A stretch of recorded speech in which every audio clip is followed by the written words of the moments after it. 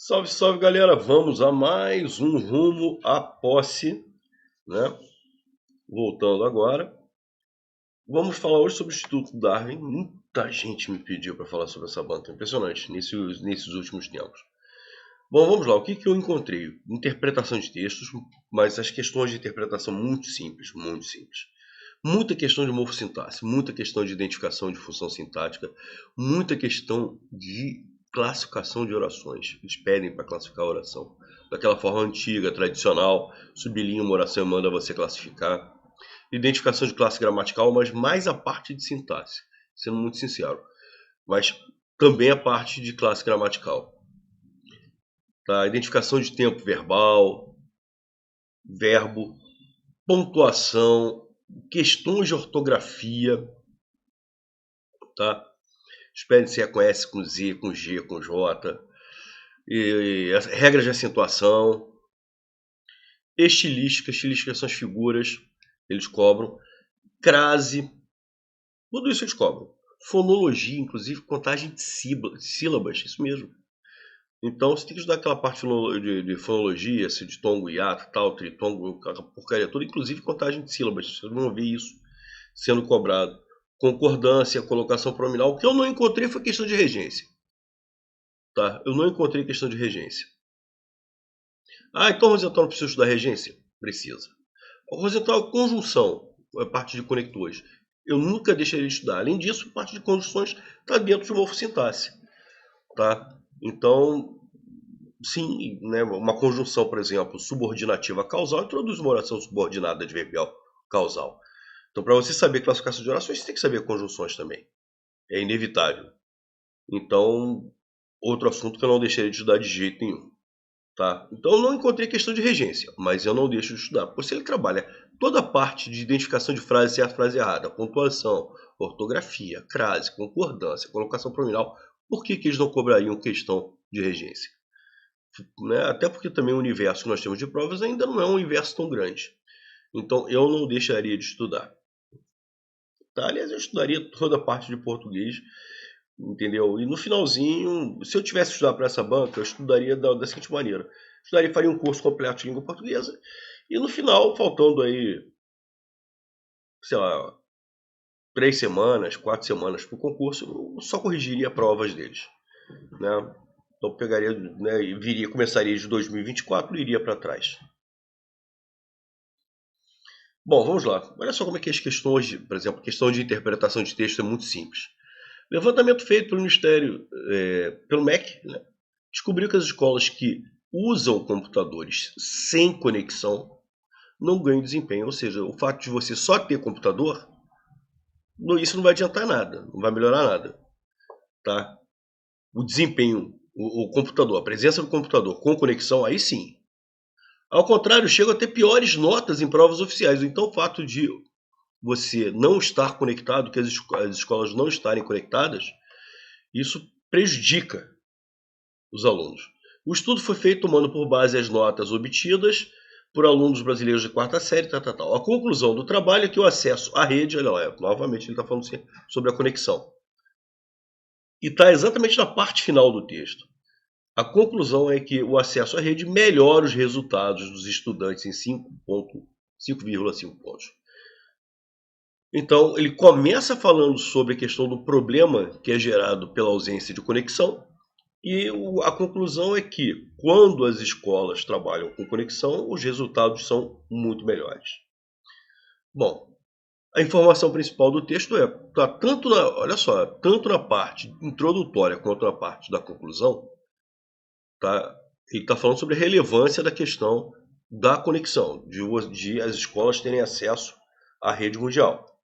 Legal? O MEC pesquisou o desempenho dos alunos? É isso que é importante? Não. Pesquisou, mas é o ponto mais importante do texto? Não, tanto é que não está nem na introdução, nem na conclusão do texto. O estudo foi feito com base nas notas. É verdade? Sim, mas a internet está ao alcance da maioria dos alunos. Isso aqui já é até uma mentira. O texto não fala sobre isso. O aluno com acesso à rede mundial tem melhores notas. É isso que o texto está falando. A conclusão é que o acesso à rede mundial melhora os resultados dos estudantes. Ele conclui falando exatamente sobre isso. E quando ele começa o texto, ele fala, descobriu que as escolas que usam computadores, o computador está lá, mas sem conexão, sem acesso à rede, não ganham desempenho. Então, justamente, o que ele quer falar é que o aluno que tem acesso à rede, que tem acesso à internet, tem melhores notas. A escola brasileira ainda está carente de tecnologia, até é uma verdade. Mas não é exatamente sobre isso que o texto está falando. Questão número 2, gente. Questão simples demais. Questão de ortografia. Majestade é com J. Isso aí, gente, infelizmente, é ler, né, um pouco de leitura. Agora, existem alguns bizus que facilitam, alguns. Por exemplo, majestade com J não tem bizu, é você conhecer a palavra e acertar. É leitura. Mas, por exemplo, se eu conseguir completar ele é, ou ela é com S. Olha lá, ela é duquesa, ele é francês. Tá legal? Agora, se você não conseguir completar ele é, ela é, não completou, é com Z. Ele é estupidez. Não, ele é estúpido. Tá? Ele é estúpido. Então, esse aqui você já não consegue. Certo? Então é com Z. Tranquilo? Então, incerteza. Ela é incerteza? Não, ela é incerta. Tá? Então, incerteza com Z. E assim vai. Gente, olha só a questão de fonologia, que coisa simples, que coisa simplória. Vamos lá. Marque a alternativa onde todas estão corretas. Polissílabas. Polissílabas é quando você tem 4 ou mais sílabas. Sapatinho. Sapatinho. 4 sílabas. Despertávamos. 1, 2, 3, 4, 5 sílabas. Então nós temos novamente uma palavra polissílaba, que é 4 ou mais sílabas. Ilustríssima. Uma e luz. 2, tri. 3, si. 4, ma. 5. Tabuada. Uma, tá, bu, a, dá. Isso aqui é um hiato, hein? Então, todas são polissílabas. É essa a resposta. Monossílabos tônicos. Monossílabos tem que ter uma sílaba só. Mono significa um. Pé, fé e quem tem uma sílaba, mas casa não, são 2 sílabas. São uma palavra dissílaba. Dissílabas. Cama, perfeito, tem 2 sílabas. Portal, 2 sílabas. Deixou, 2 sílabas. Só não, só é um monossílabo tônico. Trissílabos. Sapato, sapato, tem 3 sílabas. Farmácia, farmácia, 3 sílabas. Salada, salada, 3 sílabas. Mas abóbora não. Abóbora. Então tem 1, 2, 3, 4. Isso aqui é uma palavra polissílaba. Então todas as classificações estão corretas? Não, somente a letra A.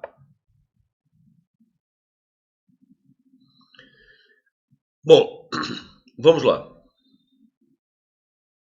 Em relação ao parágrafo imediatamente anterior no texto, estabelece uma ideia de que, gente, o por isso estabelece uma relação de causa e efeito. Tá? O por isso significa por causa disso. Por causa disso. Ou seja, disso está se referindo a alguma coisa que vem antes. Isso que vem antes do por isso, o que vem antes do por isso é causa. O que vai acontecer depois, ou seja, esse elemento aqui, ou tanto faz, por causa disso ou por isso, o que ele vai introduzir, que vem antes é a causa, que vem depois, vai ser o efeito. Vai ser a consequência. E a palavra que mais se aproxima da ideia de consequência é conclusão. Então, uma relação de causa e conclusão. Olha lá, está chovendo muito. Por isso está se referindo ao fato de estar chovendo muito.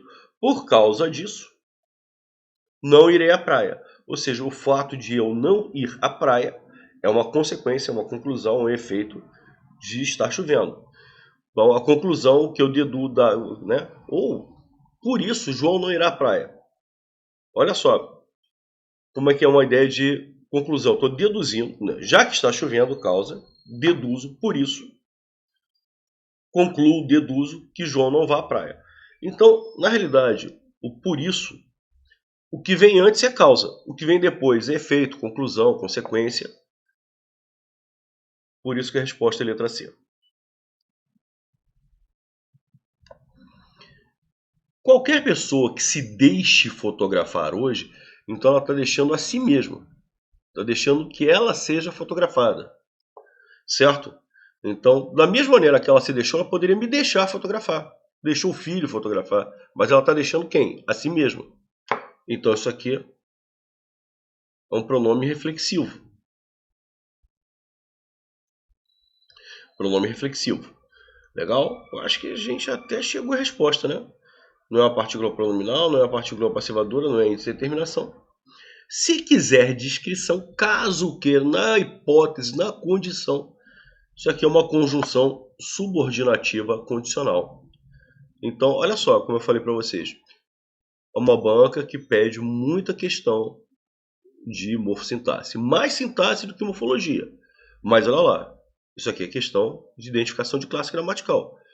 Tá? E envolve também conhecimento de conector, né? Porque, por exemplo, o segundo C é uma conjunção condicional. Então, olha como é que é importante de realmente você continuar estudando da forma como eu falei lá no início. Então, eles cobram mais sintaxe do que morfologia? Cobram. Mas eles cobram, sim, classes gramaticais. Então, um C é pronome, outro é conjunção. E, inevitavelmente, você tem que saber conectores.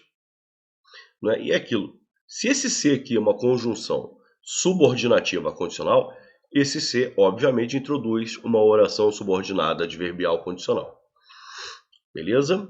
Então, a resposta da questão número 5, letra A. Questão número 6, foi aquilo que eu disse. Tá? Eles gostam muito de questão de sintaxe, de identificação da classificação da oração. Olha lá. As confrades estavam crentes disso. Eu substituí a oração inteira pela palavra disso. Eu já tenho uma oração subordinada substantiva. Certo? Quando eu substituo a oração inteira pela palavra isso, ou às vezes isso contraído a uma preposição, no caso a preposição de, tá? Até porque crentes pede, crentes de alguma coisa. Certo? Ótimo. É uma oração subordinada substantiva. Ah, Rosenthal, não é objetivo indireta, não? O objeto indireto complementa a ideia de verbo. Quem é que está pedindo a presença da preposição de? É um verbo? Verbo estavam disso ou estavam crentes disso? Estavam crentes disso. Quem pede a presença da preposição é crente, que é um adjetivo, que é um nome. Disso é um complemento nominal. Se disso é complemento nominal, esta oração é uma oração subordinada substantiva, completiva, nominal. Onde eu tenho uma oração subordinada, o que eu tenho? Eu tenho uma oração principal. Onde eu tenho uma oração coordenada, eu tenho outra oração coordenada. Certo? Geralmente uma oração é coordenada sindética, alguma coisa, aditiva, adversativa, e a sindética significa síndito, conjunção. E a outra oração é uma oração coordenada assindética, sem conjunção. Geralmente é isso que acontece. Tá? Aqui, já quando você tem uma oração subordinada, a outra oração é a oração principal. Então a primeira oração é a oração principal. A resposta é a letra A. Agora eu me tornei a morte. Tá? Ou seja, a pessoa está se comparando com a morte. Está se comparando com a morte. Gente, isso é uma comparação. Tá? Me tornei é um verbo de ligação. Tá? É um verbo de ligação como é o verbo ser. Só que com uma diferença. Quando eu falo eu sou a morte, eu sempre fui e continuo sendo. Eu me tornei a morte, eu antes não era e passei a ser. Tá? Dá uma ideia de mudança de estado. Mas a ideia do verbo tornar-se é uma ideia ligado ao estado, à qualidade, no caso, a mudança de estado. Então, como há uma comparação, a pessoa está se comparando com a morte, tá? Poderia ser uma metáfora ou uma comparação. Qual é a diferença entre metáfora e comparação? É que a comparação tem que ter uma condição comparativa. Por exemplo, se ele usasse eu me tornei violento como a morte, eu me tornei mal como a morte, ou eu me tornei como, tal qual a morte. Usei uma conjunção como, conforme, tal qual. Se eu usei um elemento comparativo explícito, é uma comparação. Quando não há esse elemento explícito, né, a conjunção comparativa e tal, é uma metáfora. Ambos dão ideia de comparação, um com a presença da conjunção e o outro sem a presença. Questão número 7, letra B. Questão número 8. Antes de utilizá-las, o que é utilizá-las? É utilizar mais o pronome oblíquo as. Este pronome oblíquo as está depois do verbo. Quando o pronome oblíquo vem depois do verbo, isso é uma ênclise. Então já posso eliminar a letra A e a letra B. Tá? Gente, utilizar, cantar, fazer, vender, beber. O que é isso? Que verbo, que tempo é esse? Isso aqui é o infinitivo. O único tempo verbal que geraria dúvidas, tá? Certo? É o futuro do subjuntivo. O futuro do subjuntivo, por exemplo, do verbo utilizar, que é esse aqui, ele é exatamente igual ao infinitivo. Então, utilizar pode ser futuro do subjuntivo, pode ser infinitivo. Aí o macete é o seguinte, substitua pelo verbo fazer. Antes de fazer o trabalho, antes de fizer o trabalho. Por que o que eu estou usando antes de? Porque, olha lá. Porque antes do utilizar, a frase veio com antes de. Então é antes de fazer. Se antes de fazer, fazer está no infinitivo. Então confirma o infinitivo. Se a frase for sempre que utilizar, sempre que fazer o trabalho, sempre que fizer o trabalho. Sempre que fizer. Então se a frase for sempre que utilizar, esse utilizar estaria no futuro do subjuntivo. Tá? Um detalhe aqui importante, já que a gente está falando de ênclise, sempre que o verbo estiver no infinitivo, mesmo havendo o termo que atraia o pronome oblíquo, por exemplo, não atrai. Se eu usasse essa estrutura, não utilizá-las, ainda assim estaria correto. Por quê? Bom, mas o não atrai o pronome oblíquo? Atrai. Só que o infinitivo é o único tempo da língua portuguesa. Repito, o infinitivo é o único tempo da língua portuguesa que, mesmo que haja um termo que atraia o pronome oblíquo, você pode usar ênclise, ou seja, o pronome oblíquo depois do verbo. Então, verbos no infinitivo simplesmente estão nem aí se existe termo que atrai ou não. Eles são superiores ao fato de haver um termo que atrai ou não o pronome oblíquo. Tá legal? Então, enfim, está em ênclise, porque o pronome oblíquo vem depois. Próclise, o pronome oblíquo antes. Mesóclise no meio. Ênclise depois. O pronome oblíquo está depois. E o verbo está no infinitivo. Olha lá, identificação do tempo verbal. Aqui, na realidade, é uma questão de colocação pronominal, mas olha lá, a colocação pronominal acaba aqui, em ênclise. Agora, você tem que identificar o tempo. Então, não é só colocação pronominal. É colocação pronominal e identificação de tempo verbal. No caso, o verbo está no infinitivo. Questão número 9. É uma questão de concordância. Essa questão também é interessante, gente. Por quê? Porque há duas opções gramaticalmente corretas.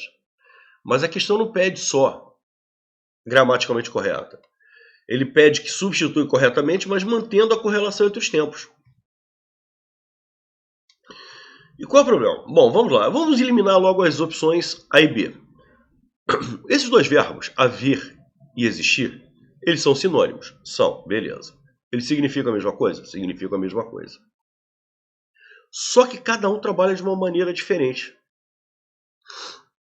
Enquanto o verbo haver é um verbo impessoal, não tem pessoa, não tem sujeito, e ele só pode ser flexionado na terceira pessoa do singular, o verbo existir é pessoal, tem pessoa, tem sujeito. Tá? Então, por exemplo, com o verbo existir, muitas superstições é sujeito. E como está no plural, o verbo está no plural. Agora, então, por exemplo, a letra A está errada, porque o verbo existir estava correto lá em existem. Embora esses dois verbos haver e existir sejam sinônimos, já o haver é o contrário. Tá? O verbo haver é impessoal. O que significa o verbo ser impessoal? Significa que ele não tem pessoa, que ele não tem sujeito. Sujeito é inexistente. Esse mesmo termo, muitas superstições, que é sujeito com o verbo existir, ele é o objeto direto com o verbo haver. Então esse verbo haver não pode estar no plural. Ão está na terceira pessoa do plural do presente indicativo. Então está errado. Tá? Não vou ainda dizer qual é o certo, porque senão eu vou estragar a brincadeira. Bom, as duas opções, houve e há, gramaticalmente estão corretas. Por quê? Porque esses dois verbos, essas duas formas verbais ou viais estão no singular, como a gramática determina. Então, gramaticalmente, estão corretos. Só que, olha lá, existem, eu existo, tu existe, ele existe, existimos, existis, existem, está no presente do indicativo. Eu ouve, tu ouveste, ele ouve, está no pretérito perfeito. Ou seja, embora esteja correto gramaticalmente, ele alterou o tempo do verbo. Agora, não, eu, ei, tu, ás, ele, há, havemos, haveis, hão, presente cativo. Então, olha só, ele não quer só a concordância verbal, ele quer que você saiba identificar o tempo do verbo. A mesma, de uma determinada maneira, é uma coisa parecida com o que aconteceu na questão passada. Não bastava saber a colocação pronominal. Você também tinha que identificar o tempo em que estava o verbo. Certo? No caso, estava no infinitivo. Aqui ele pede que mantenha o tempo do verbo. Existe, está no presente. Ouve, está correto gramaticalmente, mas está no pretérito perfeito, está em outro tempo. O a não. Além de estar correto, ele conserva o tempo original.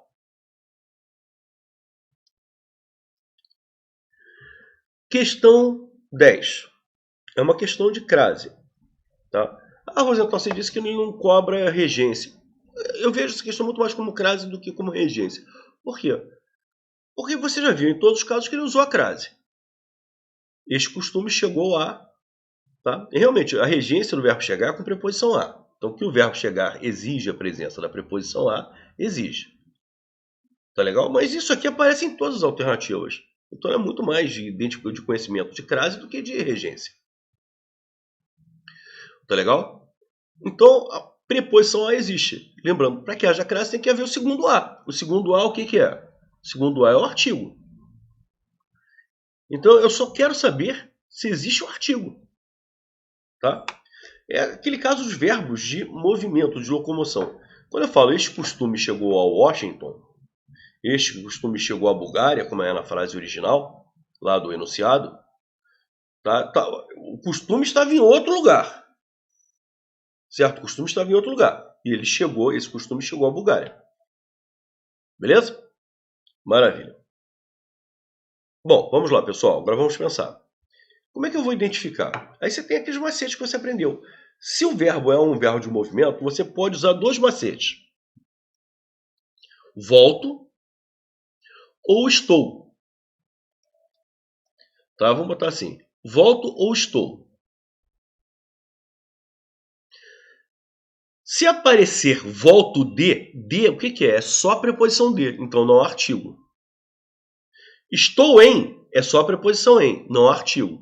Então se eu falar volto de, estou em, não tem artigo, só tem preposição. Preposição de, preposição em. Então se não é artigo, não há crase.